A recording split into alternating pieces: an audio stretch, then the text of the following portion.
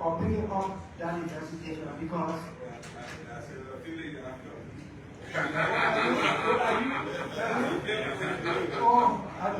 so investigation, do you commit them? Pick up that investigation. Question. Senator, I do commit that if I am confirmed as minister, I will take up the investigation where it's left off. Thank you. Madam Nominee, my colleagues have asked many other significant questions. The country was listening up for this cloud that was cast on your especially academic credentials. It is clear that nobody is almost questioning your experience credentials and part of that. I just have a few more questions, 2 or 3. The outgoing government, it is to our understanding that the outgoing Minister of Foreign Affairs employed a lot of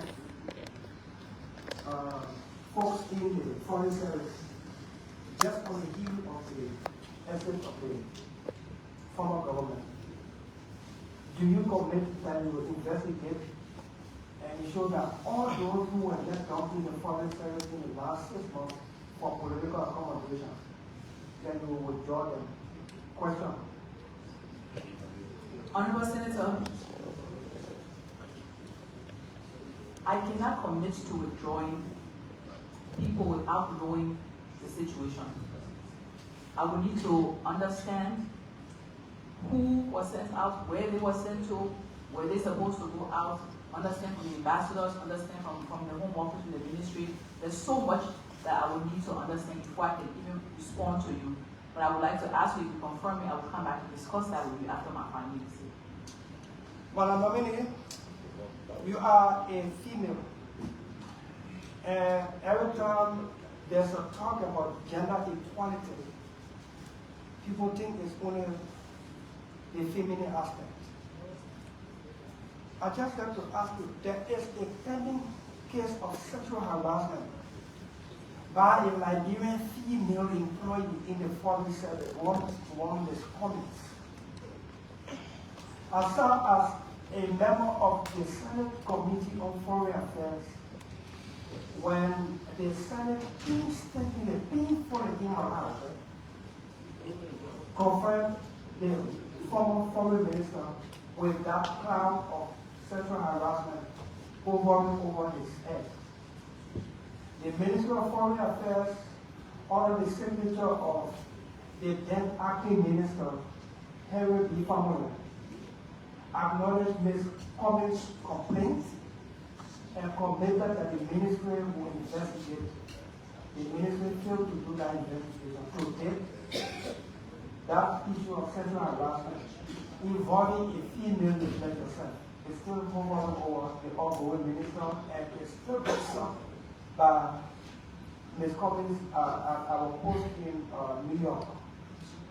Should you be confirmed, do you commit send people playing the female council regarding your nomination? Do you commit to take that matter to a logical conclusion? Question. After that, I have one more close. Honorable Senator, in relation to the case that you raised, I do not know much more about it than what I've heard. And not everything you hear in the media is true, the way you hear it. So I would need to understand, I would need to be able to speak with those in the ministry responsible for the follow-up. My understanding is that there's a gender desk. My understanding is that there is a team that investigates such.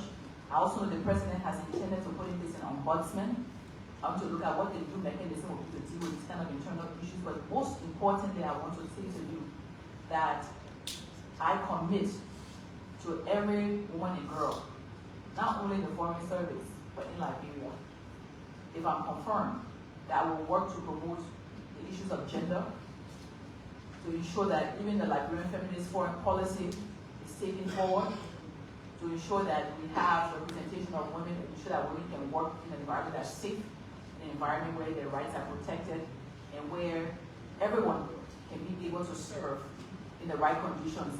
I think the issue you bring with the case of Ms. Cummings has to be followed up. No woman should have her rights infringed upon. No person should, and definitely no woman. And I will ensure that it's followed through logically. Thank you. Finally, Madam Nominee, what's your plan, or how do you view the decentralization of acquisition of Liberian passport? Why should a Liberian come from Liberia to Monrovia to get his Liberian passport?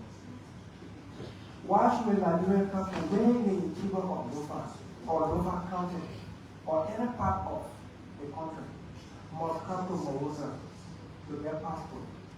What's your vision or your thought about that? Should you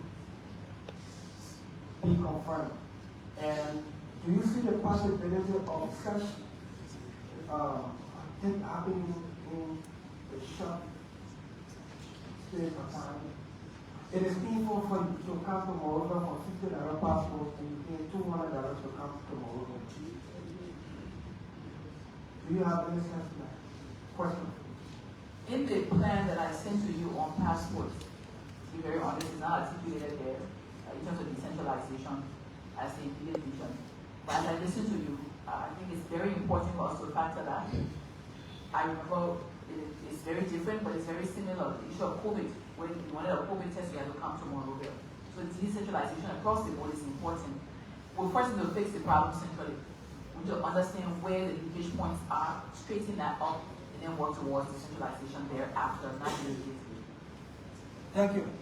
Colleagues, on behalf of the committee, we'd like to thank you for the time. I think in the history of the Senate in the third time, this is one of the longest confirmation proceedings that have interested the country.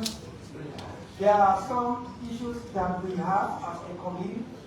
We will not raise them with you because you are not confirmed yet the well-being, welfare of Liberian diplomats outside this country. I think my colleague made reference to something in the last Senator Sara Joseph. For us to see the need, to determine what Liberia needs embassy everywhere around the world and ambassadors in every country. When big power, big countries have ambassadors that are assigned to 40, 45 countries because they want to cut down costs. And why should we have an ambassador of a country here but our people have to go for visa outside of Liberia?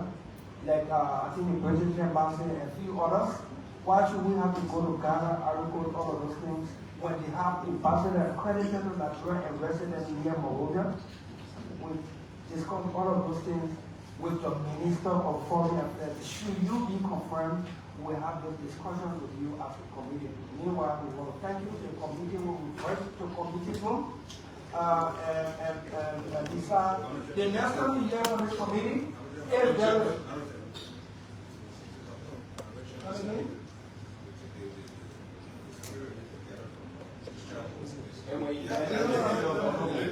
the next time we hear from this committee, if there are other doubts that we need to clear, if there are other information that we need, you will hear from the committee. If we do not hear from the committee, then the committee will make its appropriate report to plenary, and plenary will make the decision, and then the president of Liberia will be accordingly informed. With that said, we want to discharge you with thanks. Where's the Sara?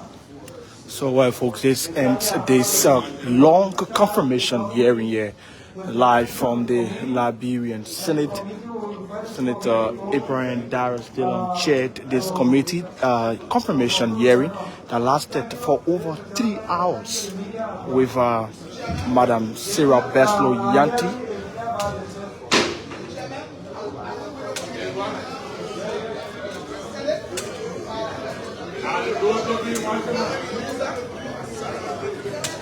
And so the minister has been discharged by the sergeant at arms of the Liberian Senate. And so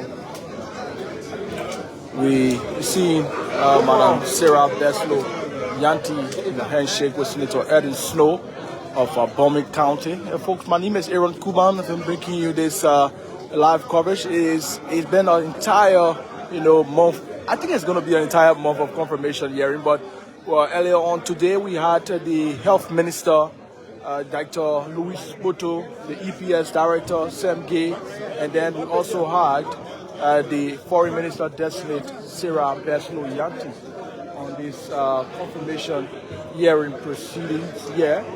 With all of the senators, most of them asking and cross-examining this witness. One of the contentious issues was that it has to do with her credentials. And you listen to the question posed by Senator Abraham Dillon. Though she did not land, Senator Dillon said that the committee will go into committee room to deliberate on that issue and they will get back to her. So senators are leaving the chamber now. Tomorrow is Tuesday and we might be here.